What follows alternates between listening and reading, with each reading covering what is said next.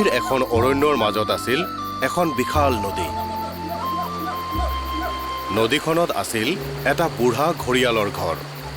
লাহে লাহে দুৰ্বল হৈ অহাৰ বাবে সি আগৰ দৰে চিকাৰ কৰিব নোৱাৰা হ'ল।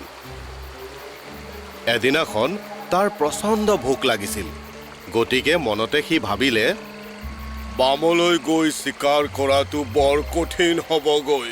তাতোকৈ নদীতে কেইটামান মাছ ধৰিবলৈ চেষ্টা কৰিম। সি মাছ ধৰিবলৈ চেষ্টা কৰিলে হয়, কিন্তু মাছবোৰ হাতৰ পৰা পিছলি যায়।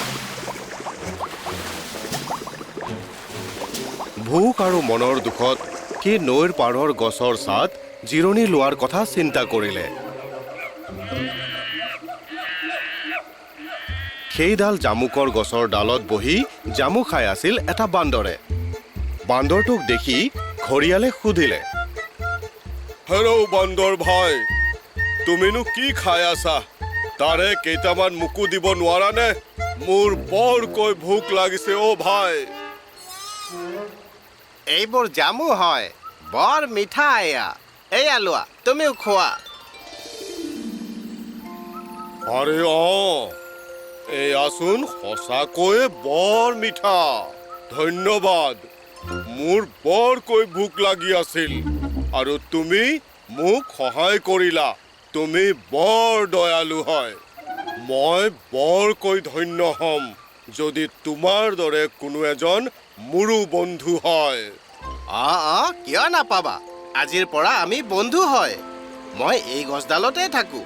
তোমাৰ যেতিয়াই ভোক লাগে মোক ক'বা, মই তোমাক খাবলৈ জামু পাৰি দিম। তাৰ পিছত প্ৰতিদিনাই ঘৰিয়ালটো আহি গছৰ তলত ৰয় আৰু বান্দৰে তাক জামু দিয়ে। সিহঁতে নিজৰ মাজত ধেমালি ধুমলাও কৰে। এনেদৰে দুয়ো নলে গলে লগা বন্ধু হৈ পৰিল। কেতিয়াবা যদি ঘৰিয়ালটো আহি গছৰ তলত খেলে, কেতিয়াবা আকৌ ঘৰিয়ালটোৰ পিঠিত বহি বান্দৰটোৱে নদীত টহল দিয়ে। বান্দৰ ভাই, শুনাচোন, মোৰ পত্নীকো এই মিঠা জামু খুৱাবলৈ মন গৈছে। তুমি বাৰু মোক কেইটামান জামু পাৰি দিব পাৰিবানে? কাবৌ কৰিছোঁ। মই সেয়া পত্নীৰ বাবে ঘৰলৈ লৈ যাম। এতিয়াই পাৰি দি আছো, ব'লা।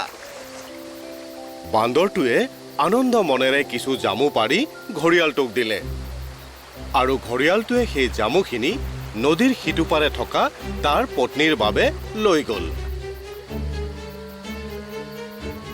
আৰে চোৱা, এয়া মই তোমাৰ বাবে কি আনিছো, মিঠা জামুক।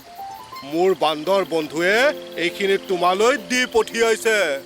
আৰে বাহ, কেনে মিঠা সোৱাদ জামুকেইটাৰ। পিছে সোণটো, জামু খাইনো কিমান দিনলৈ বাচিবা? ভাবা না, যদি জামুবোৰে ইমান মিঠা হয় আৰু তোমাৰ বন্ধু বান্দৰেতো সদায় সদায় এই মিঠা জামু খায়, তেন্তে সি কিমান মিঠা হ'ব। সি বৰ ভাল অ'। সি নিজেও খায় আৰু মোকো জামু পাৰি খুৱায়। মই ভাবিছিলো যে তাৰ কলিজাটো কিমান মিঠা হ'ব। এনেও বহুদিনৰ পৰা মোৰ জিভাখনে মাংসৰ সোৱাদেই পোৱা নাই। মোৰ কাৰণে তাৰ কলিজাটো আনি দিয়া না। ঘৈণীয়েকৰ এই কথা শুনি ঘৰিয়ালটো গভীৰ চিন্তাত পৰিল আৰু ঘৈণীয়েকক ক'লে, এই কামটো মই কেনেকৈ কৰোঁ? বান্দৰটো মোৰ বন্ধু হয়, মই তাৰ লগত বিশ্বাসঘাতকতা কৰিব নোৱাৰোঁ। যদি মই তাৰ কলিজা আনি দিওঁ, সি মৰি যাব।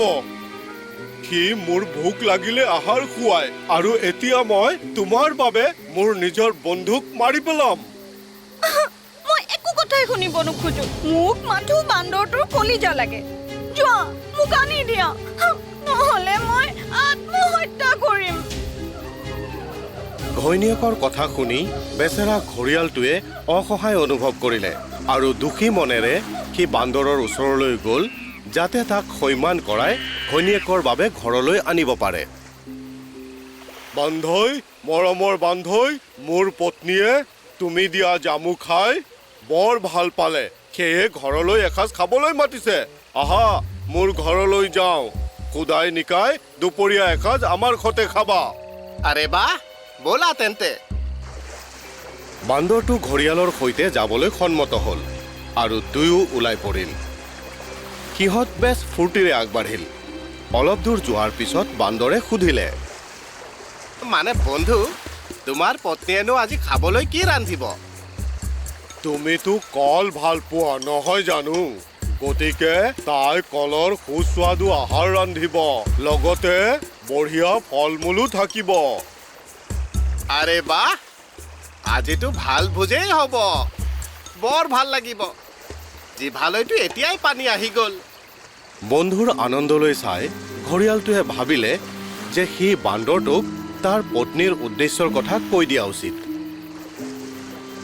বেচেৰা বান্দৰ, কি সুস্বাদু ভোজৰ কথা ভাবি আছে।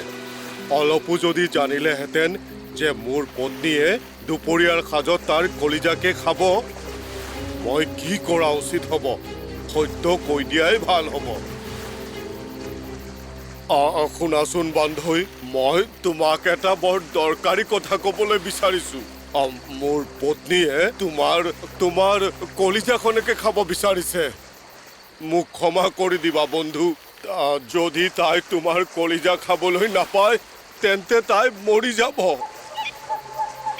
ঘৰিয়ালটোৰ কথাখিনি শুনাৰ লগে লগে বান্দৰৰ মূৰত ঘপককৈ এটা বুদ্ধি আহিল। বান্দৰটো বৰ শিয়ান আছিল। হয় নেকি? হ'ব দিয়া, নিশ্চয়। কিন্তু বন্ধু, আমি তাৰ পৰা অহাৰ আগতে তুমি মোক কথাটো কিয় কোৱা নাছিলা? আমি বান্দৰবোৰে নিজৰ কলিজা গছতে সযতনে থৈ দিওঁ। এতিয়া আমি কলিজাটো ল'বলৈ আকৌ যাব লাগিব। তুমি মোক আকৌ গছডালৰ ওচৰলৈ লৈ ব'লা। ময়ো যে কিমান পাগল। এতিয়া আমি পুনৰ ইমান দূৰ বাট উভতি যাব লাগিব। আচ্ছা ঠিক আছে, ব'লা। উভতি গৈ তোমাৰ কলিজাখনকে লৈ আহোগৈ। খালী হাতেৰে গ'লে তাই মোৰ কলিজাখনকে খাই পেলাব। ঘৰিয়ালটোৱে বান্দৰক গছডাললৈকে উভতাই লৈ আহিল। গছডালৰ ওচৰ পাওঁতেই বান্দৰটো একে জাপে গছত উঠিল আৰু গছৰ মধুচলৈ বগাই গৈ ঘৰিয়ালটোক ক'লে, আৰে মূৰ্খ, কোনোবাই বাৰু কলিজাটো বাহিৰত থৈ জীয়াই থাকিব পাৰেনে? মই তোমাক নিজৰ বন্ধু বুলি ভাবিলো। তোমাক মই জামু খাবলৈ দিলো, তোমাক সহায় কৰিলো, আৰু তুমি মোৰ বন্ধুত্বৰ এয়া প্ৰতিদান দিলা। এতিয়া নে তুমি জামু পাবা আৰু নে কলিজা? যোৱা ইয়াৰ পৰা। বান্দৰে নিজৰ বুদ্ধিমত্তাৰে নিজৰ জীৱন ৰক্ষা কৰিলে আৰু নিজৰ মূৰ্খামিৰ বাবে ঘৰিয়ালটোৱে দুয়োটাকে হেৰুৱালে, এজন ভাল বন্ধু আৰু মিঠা জামু। বাচাহঁত, কেনেকুৱা লাগিল কাহিনী? কোনোবাই মোক ক'বনে ইয়াৰ পৰা আমি কি নীতি শিক্ষা পালো? মই নাজানো। ময়ো নাজানো। ঠিক আছে বাৰু, ময়ে তোমালোকক কৈছো। ইয়াৰ পৰা আমি এই শিকিলো যে বিপদৰ সময়ত আমি কেতিয়াও ভয় খাব নালাগে। বান্দৰৰ নিচিনাকৈ বুদ্ধি খটাইহে কাম কৰিব লাগে আৰু কেতিয়াও কোনো পৰিস্থিতিতে যাক আমি বন্ধু বুলি ভাবো তেওঁৰ লগত বিশ্বাসঘাতকতা কৰিব নালাগে। নহ'লে ঘৰিয়ালৰ নিচিনাকৈ আমাৰো একেই দশা হ'ব।